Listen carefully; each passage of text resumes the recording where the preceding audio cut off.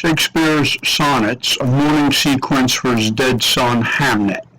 Hamnet, at age 11, died on August 11, 1596. Hamnet was twin to Judith. Susanna was an older child.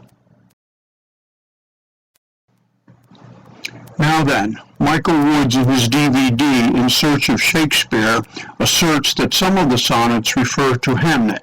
I would say the entire sequence is an unconscious meditation on the dead child. Unconscious. Did Shakespeare intend to write a mourning sequence meditating on his dead child in the same way that he intended to write about Macbeth? The answer to that would have to be no.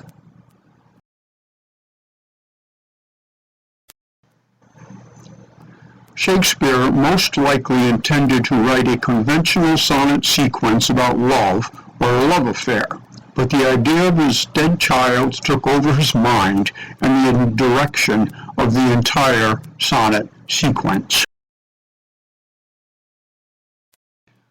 When Hamlet died, William was aged 32. His wife, Anne Hathaway, was aged 40.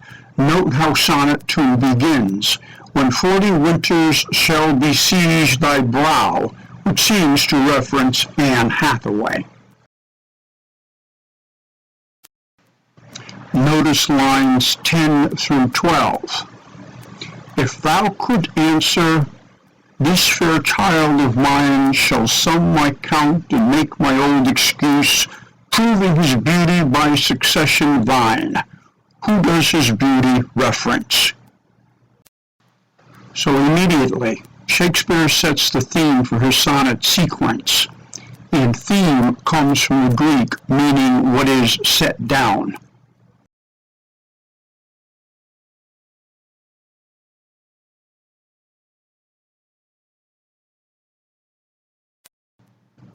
Sonnet 138, when my love swears that she is made of truth, and Sonnet 144, two loves I have of comfort and despair, appeared in print in 1598, 2 years after Hamlet died.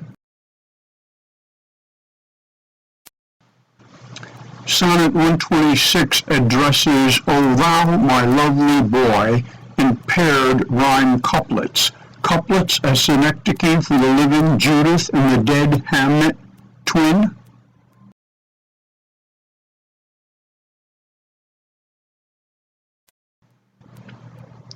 And in fresh numbers number all your graces. Mine be thy love and love's use their treasure. Note use of words in twin pairs in one line. He uses this twin pattern some 200 plus times. This use of twin pairs in one line seems to suggest a way for Shakespeare to invoke and evoke the dead child, the living child paired with the dead child. Sonnet 126, O thou my lovely boy. Sonnet 126, O thou my lovely boy, a 12-line poem, not 14 lines, works with paired rhyme scheme. 12 lines in a truncated poem for a truncated life.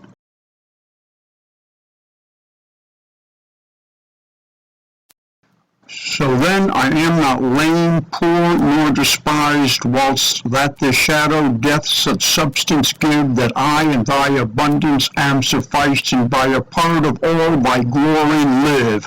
Who does this shadow refer? Are the words on paper a shadow? Is the living twin child shadow? Is the dead twin child a shadow? Is the mother who might resemble the dead twin a shadow? Note in 38:10, shadow doth. Doth as metonymy for death. As we read the poems and return to these questions where shadow and substance interplay not only with each other but within the mind, within the soul of Shakespeare and his family, we come to realize the exact nature of the sonnet sequence, the impact of a twin's death upon the family. Created using Powtoon.